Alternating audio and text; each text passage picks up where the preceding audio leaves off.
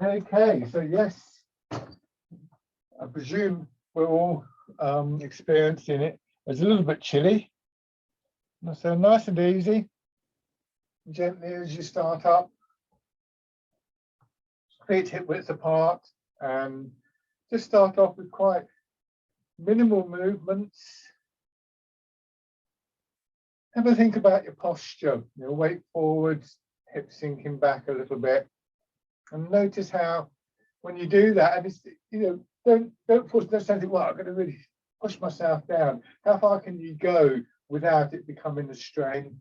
Just to get that little bit of a sense of a space in your body as well as in your mind, and you want the movement to fill up that space.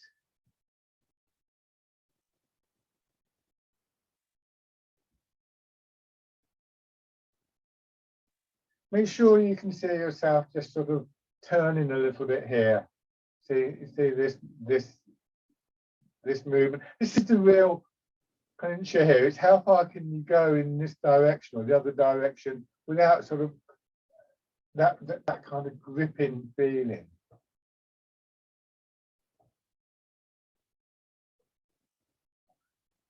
And as you begin to settle in, your attention focusing, you'll find that that movement, that space enlarges a little bit quite naturally. And as you are able to get that sense of not necessarily your hips going back more or down more, but a feeling of sort of releasing, of opening in your hips, buttocks, knees, that kind of thing, so that the feeling of dropping becomes stronger. And again, that helps to retain space, to increase space. And it's interesting how we can do that. I remember Carell, one of my teachers, going through a series of kind of corrections with me, and he was putting his hand there and he was saying, look, it's tense there. And I was saying, it's bone. Yeah. He said, no, it's tense. And I said, look, it's bone. There's a bone there. There's a big bone. It's called the collarbone, And I was getting a bit frustrated with him because he was saying, just try and say it's bone. Bone is meant to be fairly solid. And then a couple of months later, I was feeling, it's gone down a bit. There is more space there, sort of thing. And it's just a slow process of allowing your body to release unnecessary tightness, unnecessary stiffness. And sometimes we implant an idea, oh, right, it's bone, yeah, okay. And however resistant the idea is implanted, and gradually the idea kind of sinks in.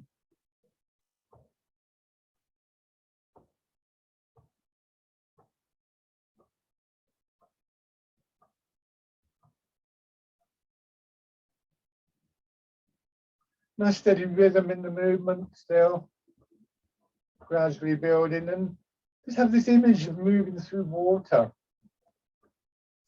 I think this is quite a useful image in lots of ways. And I think this development of the connection and the inner strength that comes out of that image is actually one of the things that helps us to release tightness, because as we start to feel stronger, we're more able to let go of those areas where we kind of unconsciously think that we need to hang on.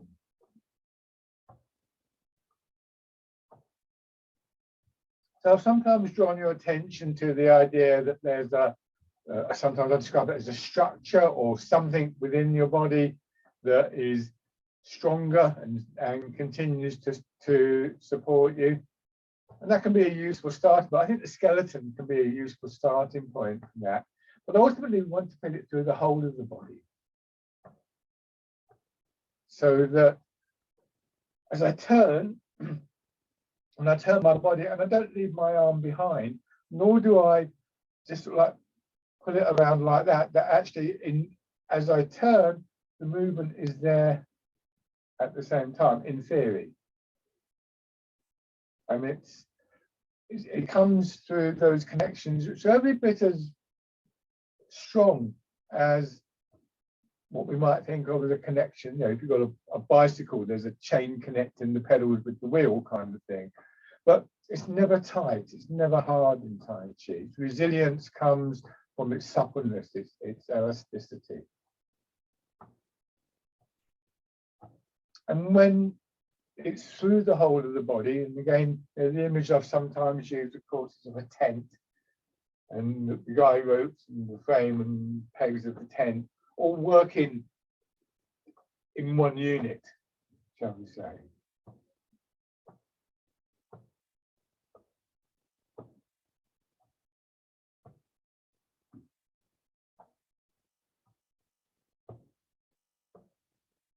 And raising your arm.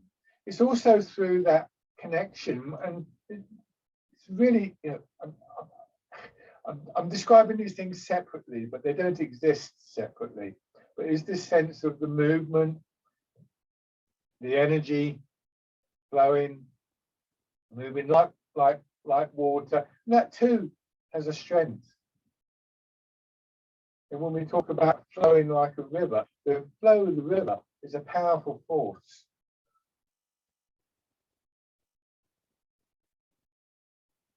So all of these things start to interrelate. They start to feed off each other, blending into one thing, which is Tai Chi, I suppose you could say.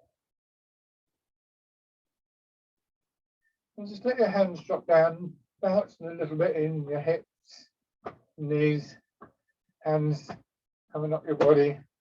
So again, if I turn sideways, hopefully you can see. Maybe you can't actually, come a bit closer. This is the movement. Can you see there?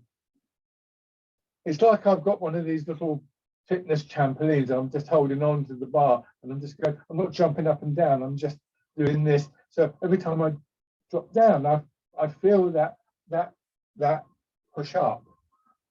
And that movement goes right up into my ribs and my shoulders.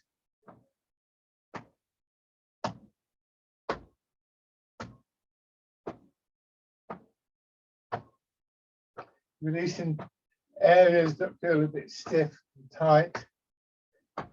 You might feel your shoulder blades just moving a little bit up and down your back, for instance, or all sorts of things you can feel.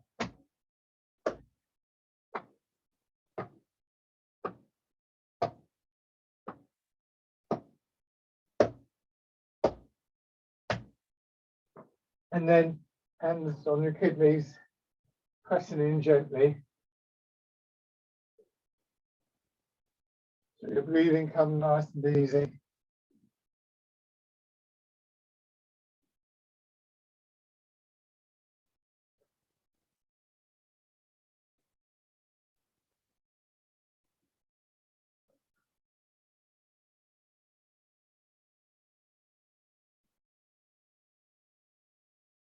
Okay.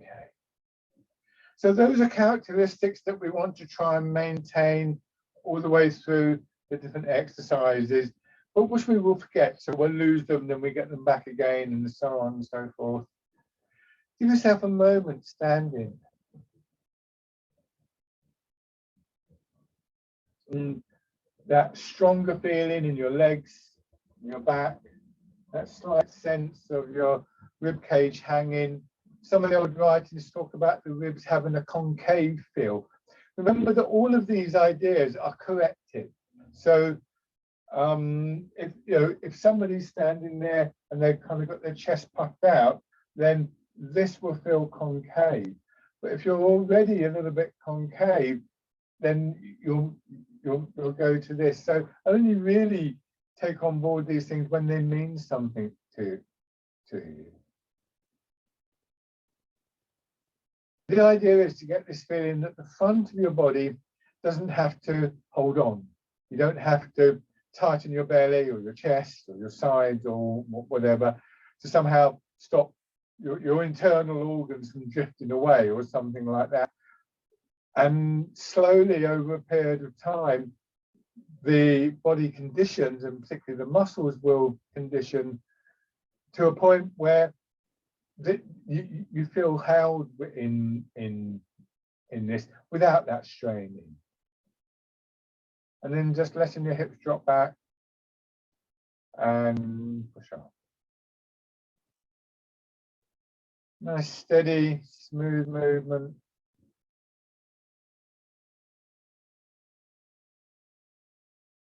And that same sense of rhythm, that same sense of connection, same sense of flow within your body. Bringing your hands around as though you're cradling the ball. And pushing up. Remember, you're moving within the space that's available. With a sense for how your body feels in the chillier conditions we're in at the moment. Don't force anything.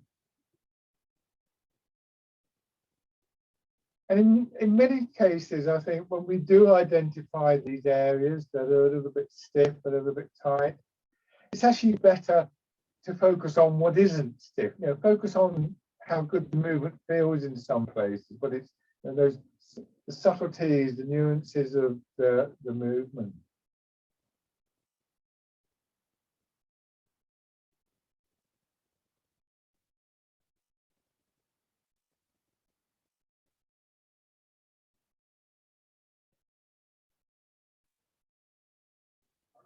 One of the reasons we always start with very simple movements is to make that possible, to give us a sense of, yeah, this is how it can feel. And it's quite good to have the challenges. You know, one of the more complex movements. Oh, how do I do this? How can I get that feel into it? But if you haven't renewed your acquaintance with that feeling, that's quite difficult. So after this one, we're going to change to the wild goose.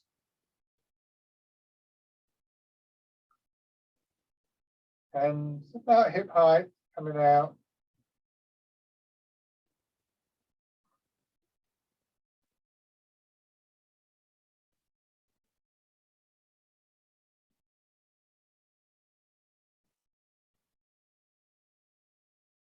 Going up to about shoulder height, no higher. Elbows hanging down.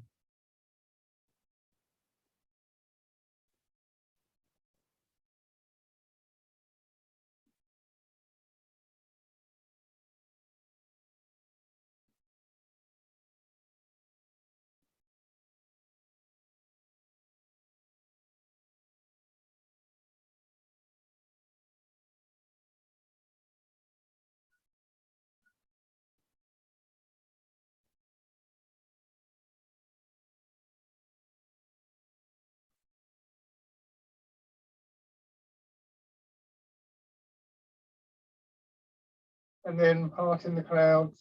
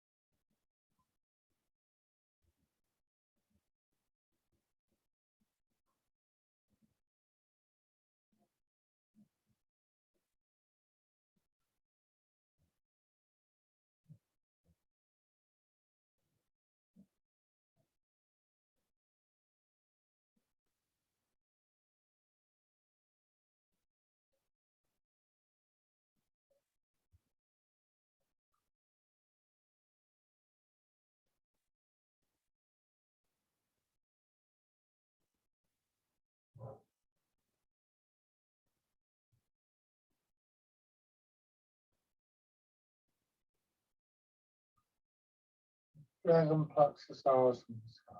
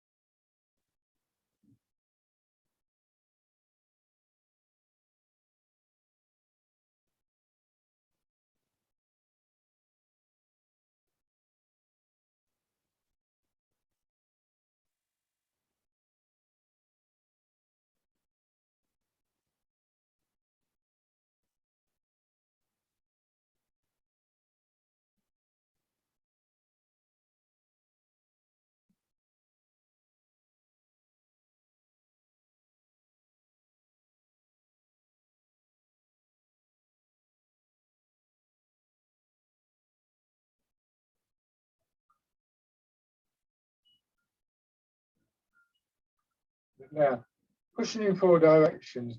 Just go nice and easy with the turn. Some of you, I know I've talked to you about this sort of like progression of the turn, but again, remember, ensure you're aware that those muscles either around the vertebrae and get a little bit tight. You may well find yourself with less real movement there, less space to move in.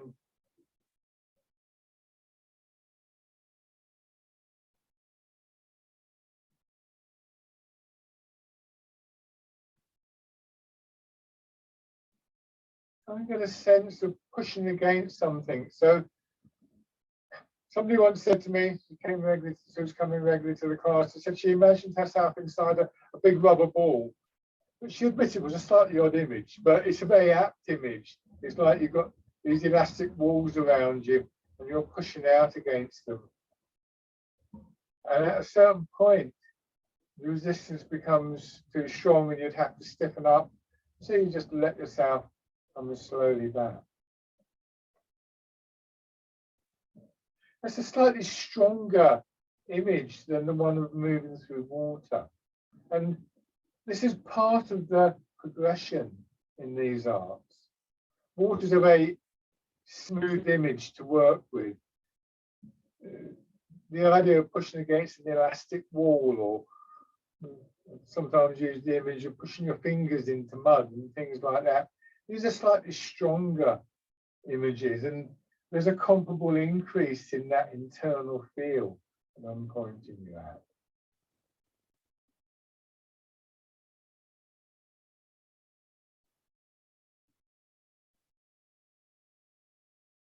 There may also be times when you can reproduce that feeling just by remembering it, not having to use an image. But well, I suppose what you're doing there is the image you're using is the image of that strength as you've experienced it before. So yeah, I suppose it is a use of image.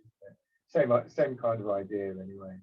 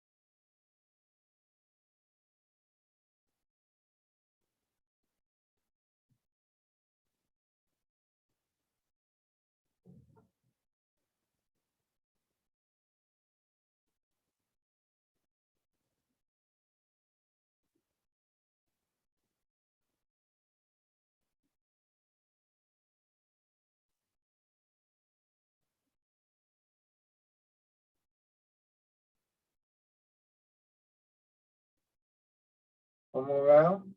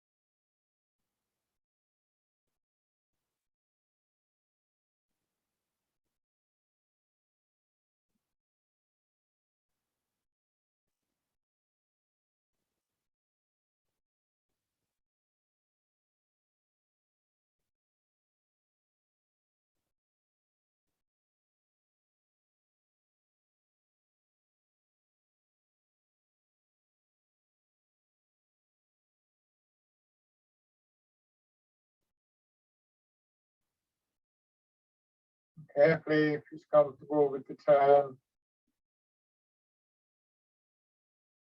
Very strong, that pull on the side. It's right about there as you turn. So watch that.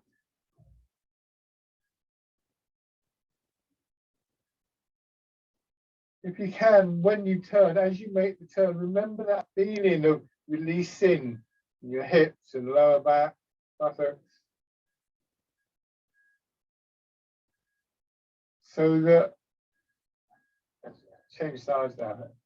So as you're moving into a movement, you're aware of that possibility of release, of letting go. And that can actively help you to make the space.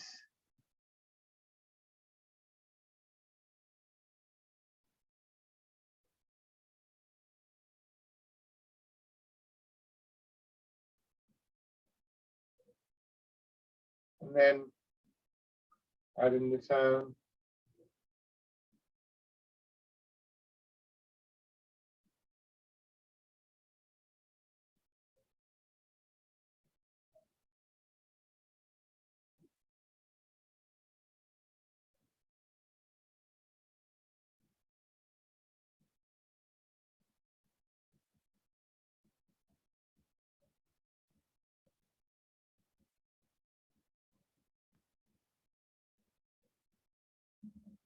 And rowing a boat in the middle of the lake.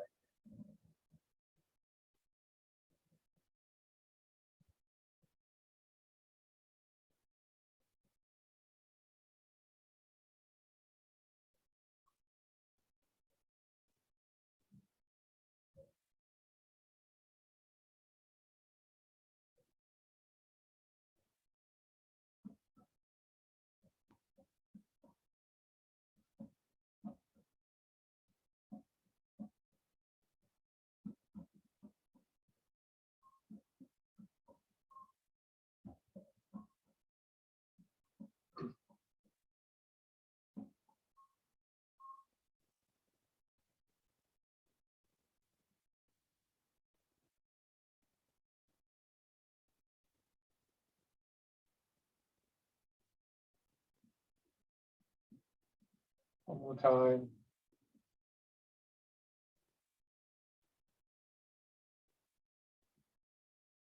And polishing the table.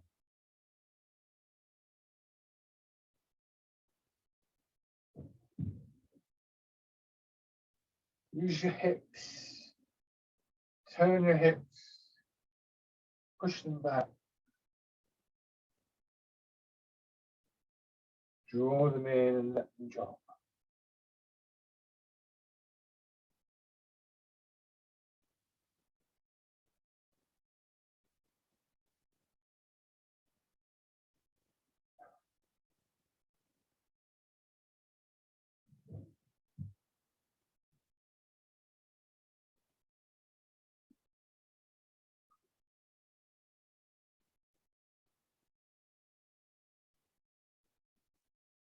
One more time.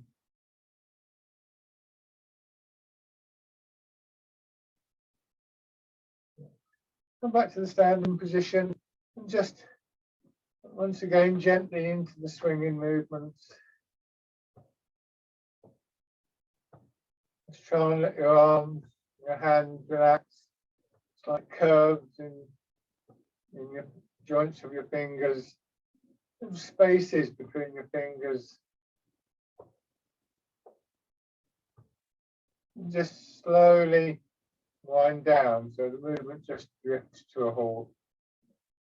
Once again, stand for a few moments.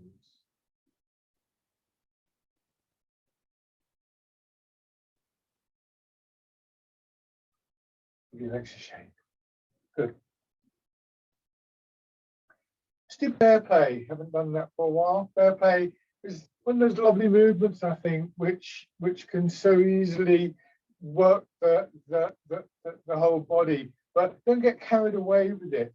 We're always looking in Tai Chi for this coexistence of the flow of the movement and the precision of the movement. some of you would have heard me say before, but if you look at a river, the water flows through the channel of the river, right down the riverbank, and the water just floods out and it loses some of that flow because it needs the precision to continue the flow, and the flow carves out the channel. So it's not either or. You can't with Tai Chi. Tai Chi is it's not like a wine tasting. It's not like a kind of buffet in a sense. You don't go, well, I'll have some of that, but not that. If it's something that you want to build and to develop as an art for its own sake, then you can't do that. If it's something that you think, well, I quite like Tai Chi because it helps me to do X, Y, or Z, that's fine. But if you're looking to kind of move on in this art, you have to recognize that it's the whole that sooner or later we're going to be developing. So you can't think, well, I want some of that, but not that, because then you've taken something out of it. So bear play, hands in front of your shoulders, sinking down and pushing up first of all. So as before, so building this up slowly. Notice that line, shoulder to hand to hip to knee to ankle on each side. And now just letting the movement push your hands up and down.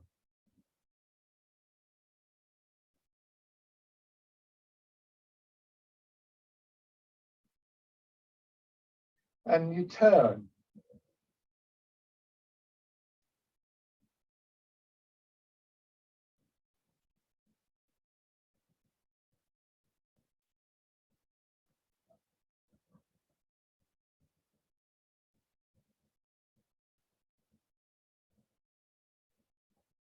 This is which direction your elbows are pointing in. You want your elbows to point straight ahead. This time you turn and you move your weight into your right foot. And notice again where the elbow is. So the direction of movement in your elbow could be said to be forwards, whereas your body's turning to your left. That creates a little opening there, just where your arm meets your chest.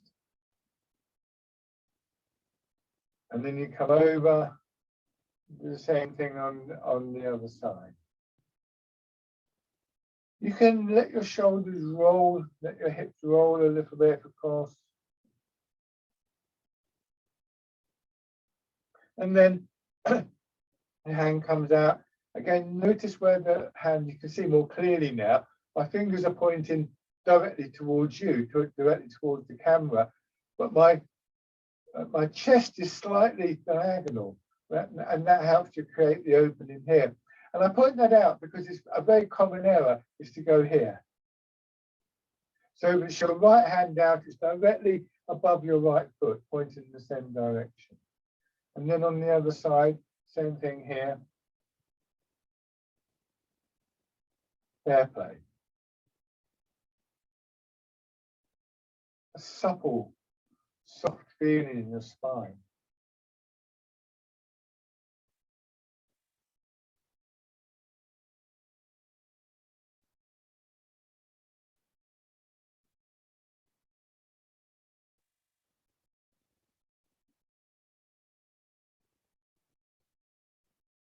Very much working your whole body, using the push up from your foot,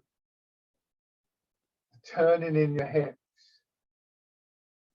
feeling the connection through your body between hips and shoulders. It's not from hip to shoulder, it's from hip to the space just above the hip, and the space just above that, finally reaching your ribs, and rib by rib up to your shoulders. So it's not a hollow space in between. The connections are there for you to notice.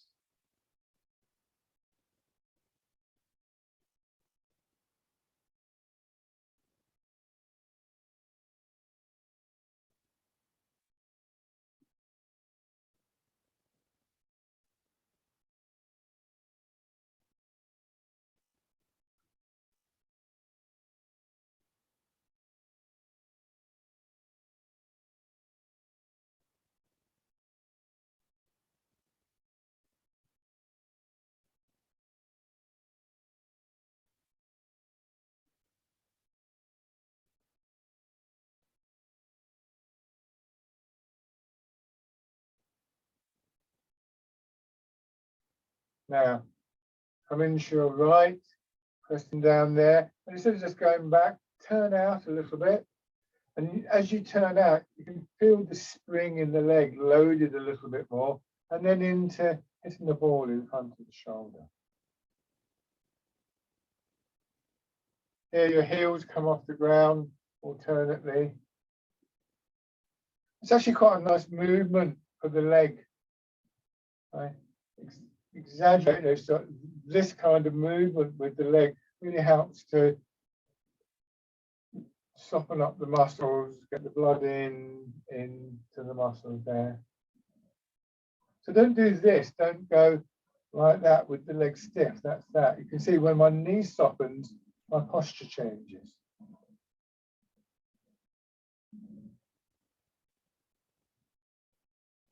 Here your arm does follow the same direction as your chest.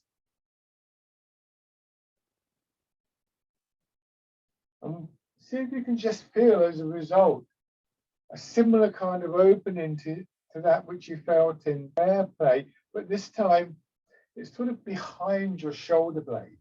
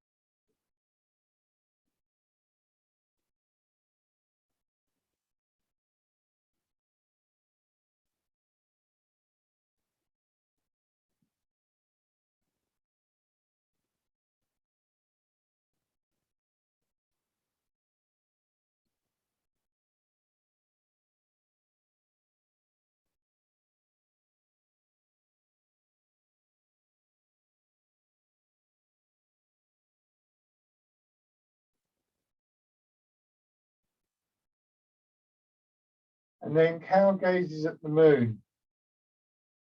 Slightly stronger again, as your hands go up, you'll feel it in your back.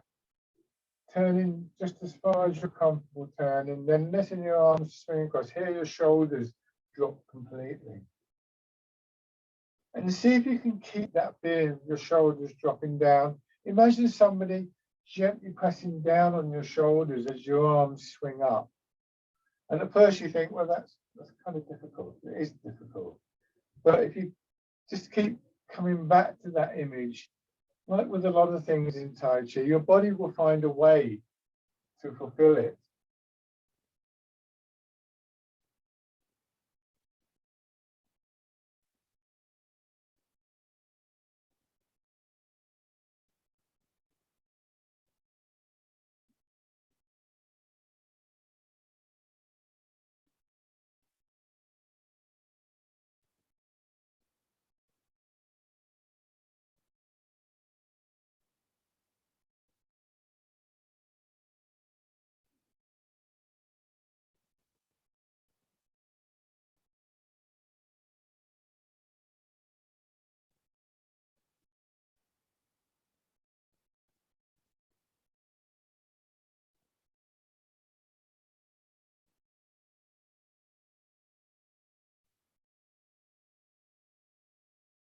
Do one more on each side.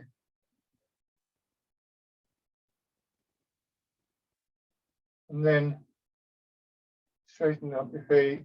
Hold the ball between your hands. Palms of your hands facing inwards. Hands are about shoulder width apart, but if I show you something, this may make it a bit easier. You can imagine this is a bit short for what I was talking about, but this is the sort of action you want.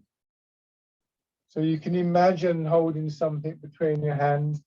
If it helps you, at some point, try getting hold of some kind of light stick, or I sometimes use the inside of the cardboard tube you get from tin foil, the inside of tin foil or something like that, just to make sure that it's not that kind of movement. And when you get that, it's very interesting. Feel what's going on in your lower back. Because essentially you're asking the whole of your upper part of your body to follow what's happening in your back, apart from the up and down movement. But even that can have a significance. Go back the other way.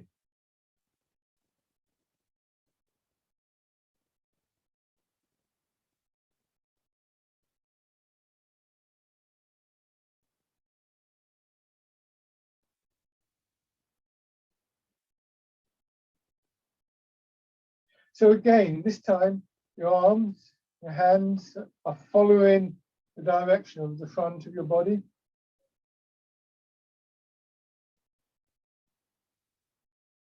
And then we're going to change again. So moving your hands to here, and this time, instead of letting your hands follow the body, you turn to your left and you push your right hand forwards and your left hand back. And now we're into circling arms. And so with this movement, as the arms spread out here, and a lovely feeling of opening all the way across the chest. Of course, is a very similar movement to step back to repulsing the monkey, which we do in the forward stance sometimes. No real movement in the weight here. You may, if you find that your weight is moving, then don't really strain against that, but try and get it to a point where you're staying 50% in each leg.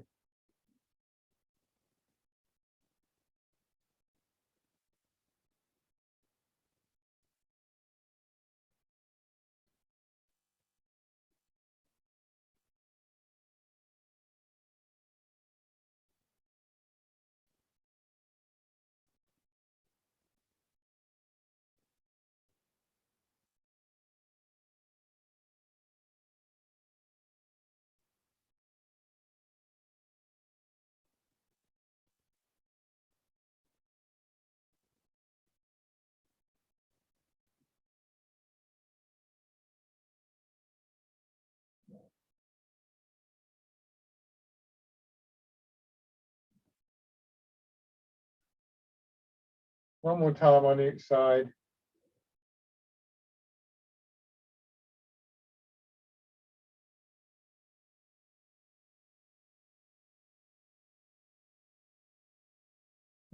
Shake it. So the transitions we just went into, bear play, to hitting the ball in front of the shoulder, gazing at the moon, the circling, and then this. They're all very similar movements with just slight nuances separating them. It's not always a big jump from a very simple movement to something apparently more complex. We can sometimes find the sort of simple route there. But now, 1 foot forwards, transferring your weight again, moving through water is a good one. Water up to shoulder height, and just feel how in your upper body that creates certain sensations of adaptation to keep your body in line, to keep your shoulders above your hips. And see, if I let my hands, sometimes I have my hands here, it's quite comfortable there. That's just I'm not pulling my shoulders around, it's just the elbows bending. Sometimes I just let my hands hang down, and that's quite useful because you can see, come closer here. So when I'm on the front foot, my fingers are roughly, well, they're pointing down to a point just behind my heel. And when I come forwards, now, more like my ankle.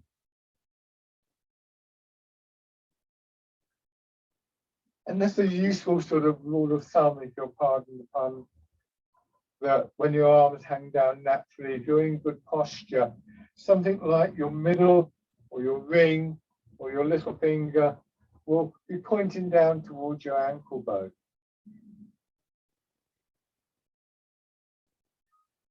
If you're hunched over, that won't happen. And if you're leaning back, that won't happen. This is with the arms just hanging very loose.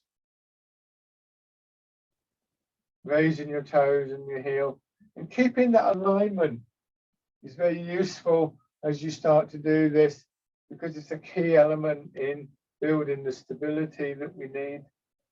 Much easier for your weight to drain down through your foot into the ground. If your body is in line, if your body isn't in line, where it comes out of line, where the pressure of that is felt, will be like kind of little blocks in a pipe or something like that. Stepping in.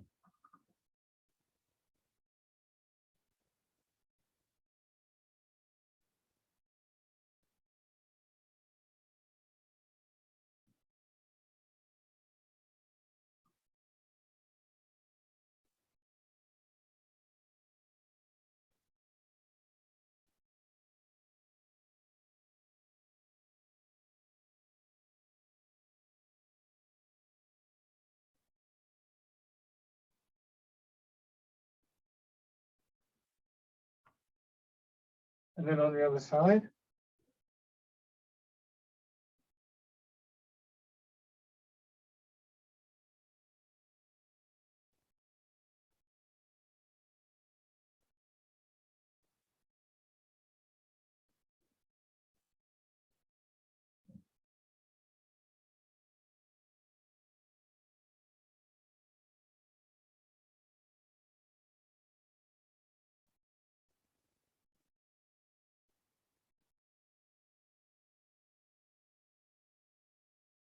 Raising your toes and heel. Remember, associated with that, in fact, initiated by that, is a good way of thinking of it, is the sinking of your hips, letting go again in your hips.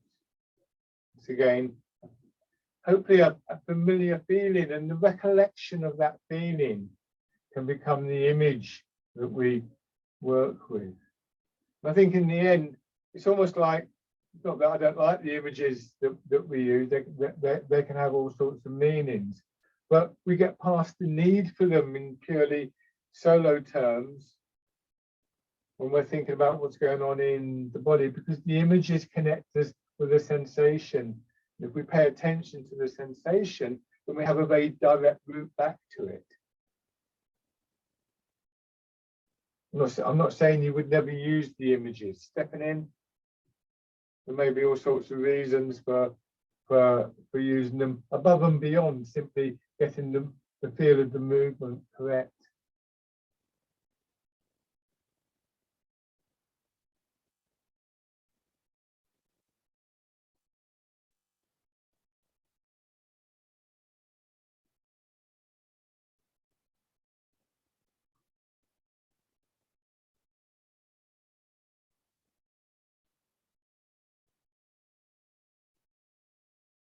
And then stepping through.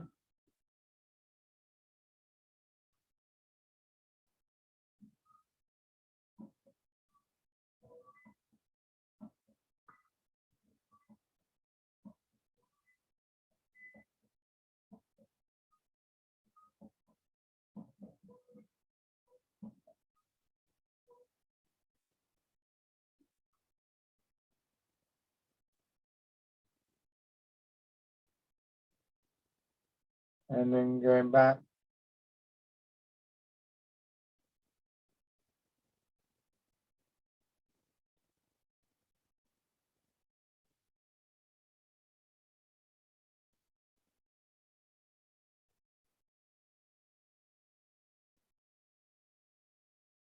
Okay. So right foot forwards.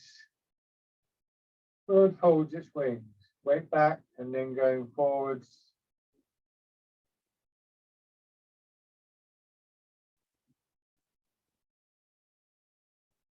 The pace of the movement is dictated by how fast you're moving your weight. And what can easily happen here, and I notice sometimes people will start off doing this, and then a few rounds later, they'll be doing it the opposite way around because they're paying too much attention to their arm. All you have to do with your arm is rotate, nothing else. And so if from front to back, from back to front is a count of 4 as you move the weight, then it's a count of 4 as you turn. It's very simple.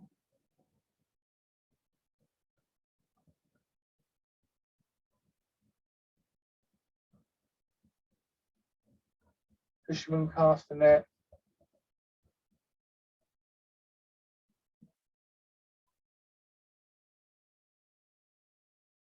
Here the arms will go a little bit further, purely because there's a little bit of momentum and energy there through those connections that I talked about earlier. And that's enough just to send them forwards a little bit more without having to sort of suddenly stiffen up. But again, it's the whole body that's doing it. And the swing forwards is neutralized because as my hands go forwards, now I'm ready to go back. So there's a sort of slight, that's exaggerated, but show you here as well. I'm in the back leg, my arms are swinging backwards, but my body's going forwards. And then the pull goes through. That was too far, that was a long way back, further than I would normally go back in that.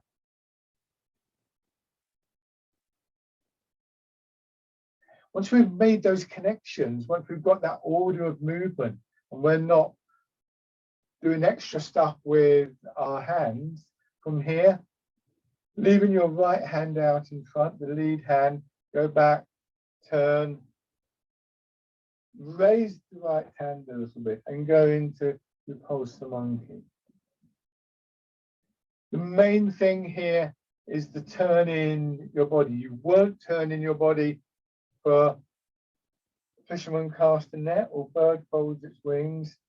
You are turning your body now, and that has an immediate effect on our arms.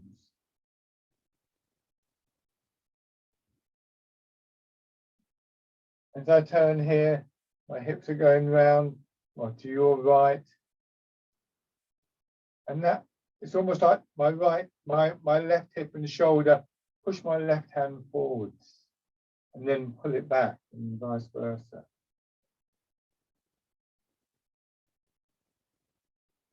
If your question is, what do I do with my arms? It's almost certainly the wrong question. Ask yourself first, what am I doing with my feet, my weight, my hips and my waist? Only when you've answered that is it significant to ask yourself about the arms.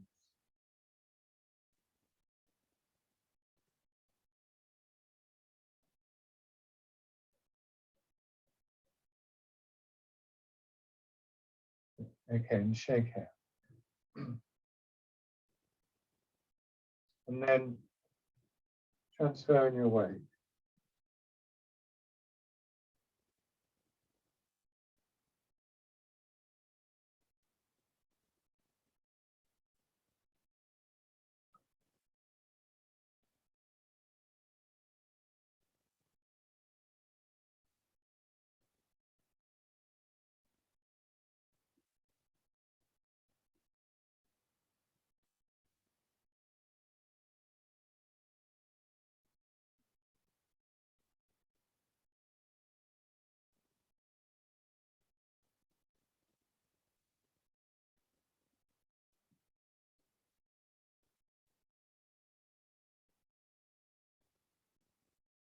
Bird folds its wings.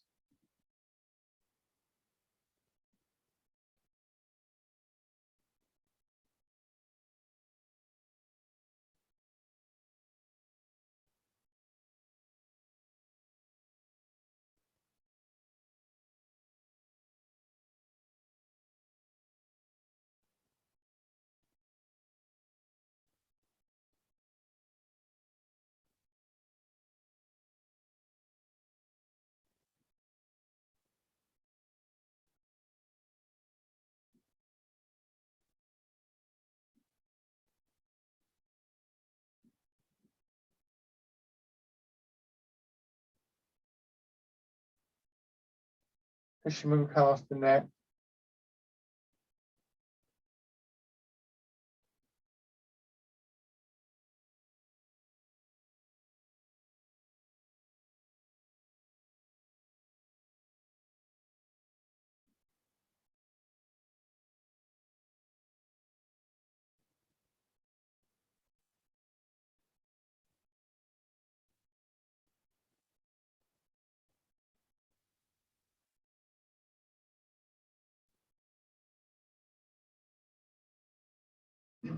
Yeah, your hips straight forwards, but now leaving your left hand behind.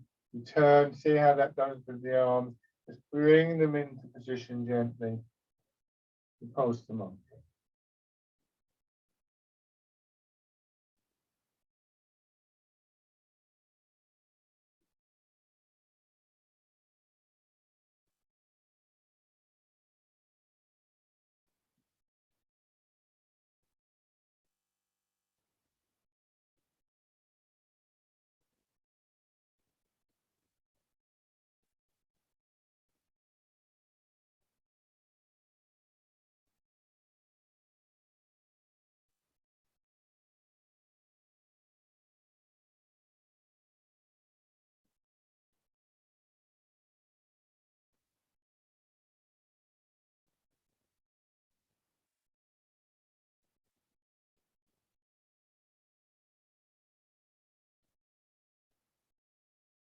Okay.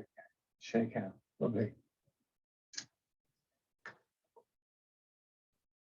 Right. Open your hands together.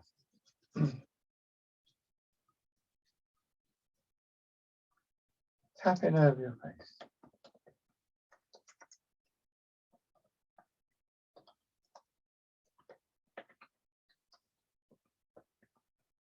Over your head and neck.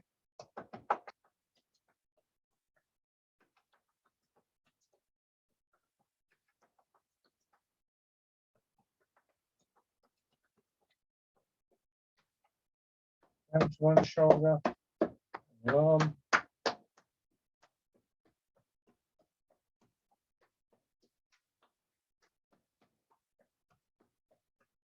Other side.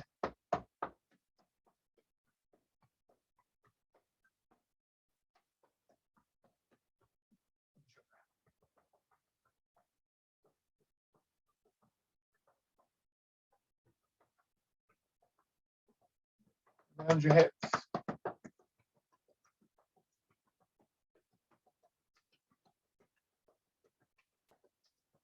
Legs.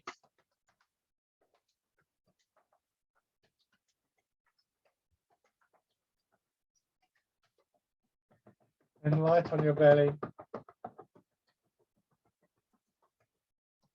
And into the upper part of the chest.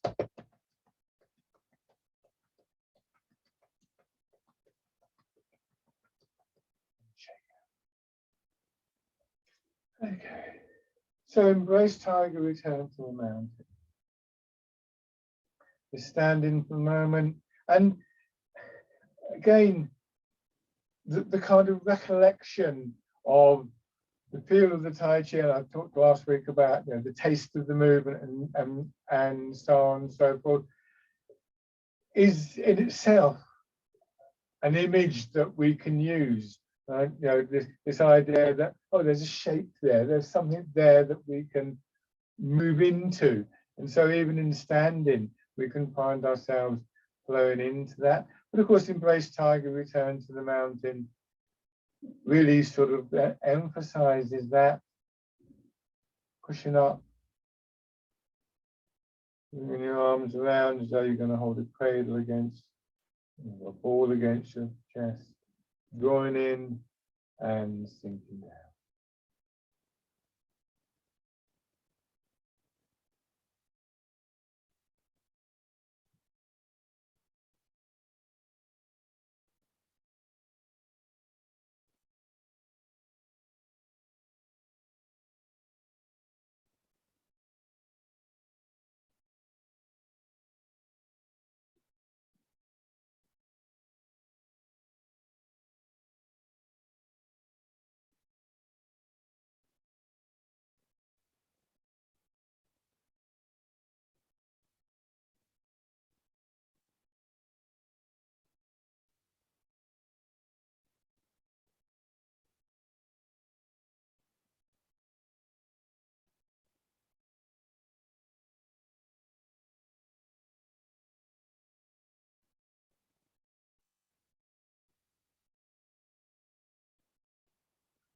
One more time.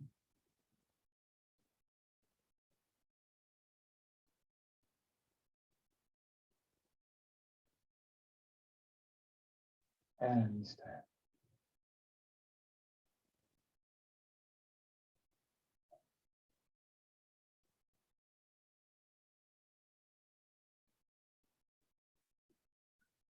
Shake out. Fantastic. Thank you very much, everybody. As always, that was a delight. Cheers, Mike.